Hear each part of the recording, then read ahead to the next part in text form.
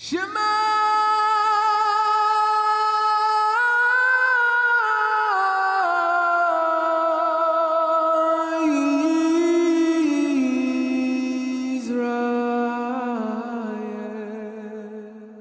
Hope you enjoy this next study. My name's Dee. This is my wife, Millie.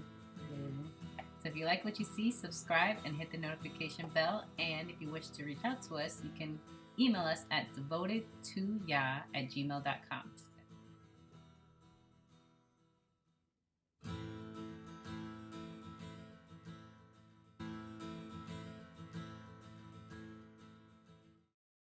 Matthew chapter 14, verse 13.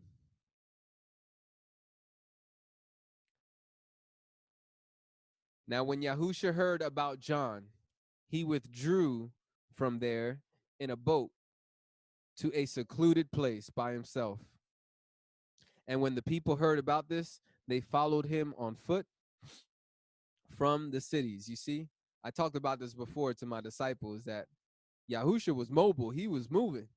And sometimes people was following him. For sure, he expected his disciples to follow him. But there were times where multitudes were following them too.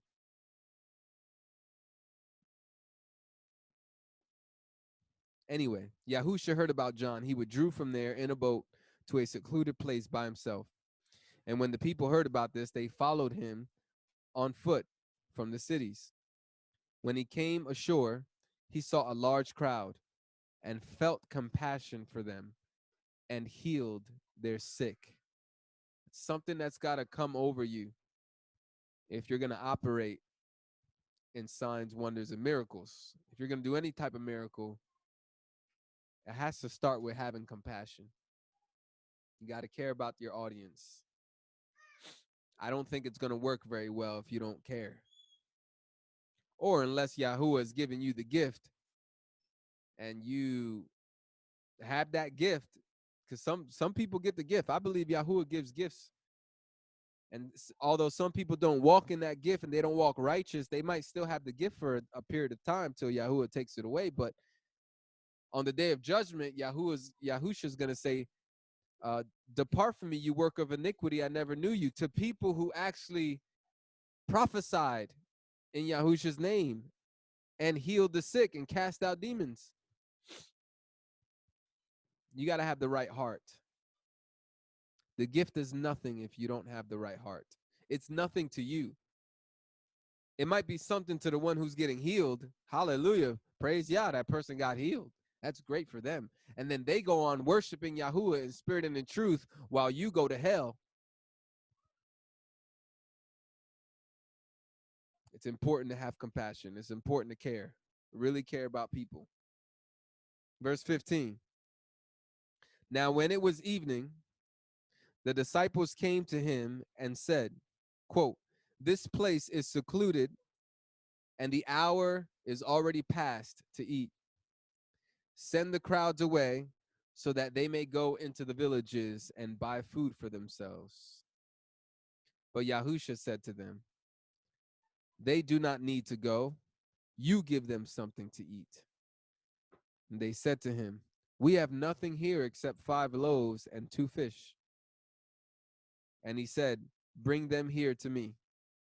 And ordering the crowds to sit down on the grass, he took the 5 loaves and the 2 fish and looked up toward heaven.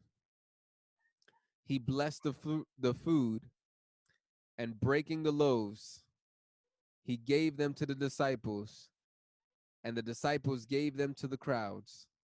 And they all ate and were satisfied, and they picked up what was left over of the broken pieces, 12 full baskets.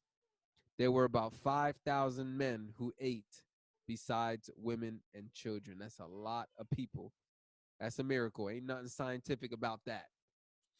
I like to see the Discovery Channel or History Channel try to make up some scientific reasoning why that happened.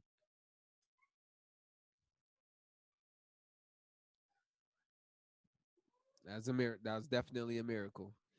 We got to believe God for miracles. It's hard to do. It's hard to do. That's hard for me to do. I mean, common sense. What do you mean feed these people? We got 5 loaves and 2 fish.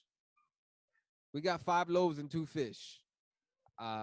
You want to chop this up in little pieces and have people a crumb for each person, like a little piece of fish with a little piece of bread? I mean, I will try to make it stretch. I guess we'll do our first commute. We'll do the communion thing here. Is that what you want us to do? A little fish, a little bread, and we need a little wine? It just go right over my head. You know, again, we have to remember, I don't know the timing of this miracle, how quickly, if this is chronological or anything like that, but I imagine this was one of the early miracles of Messiah. But you would think that the disciples are with the Messiah. They've been with the Messiah and been benefiting from his ministry. But I know the first miracle that was done was the water turning to wine miracle. And we read about miracles in the previous chapters of Matthew. So there's evidence of this guy being pretty miraculous, who he says he might be. I mean, the Messiah, the anointed one, he's doing miracles. At a prophet, at least. So if he's telling me to feed people, I'm like, okay, we got 2 fish. How you want us to do this? But he did it. Hallelujah.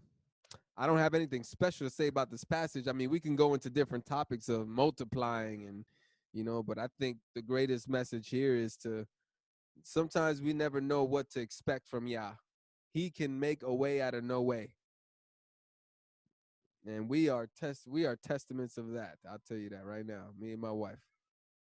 Just raining down manna all the time.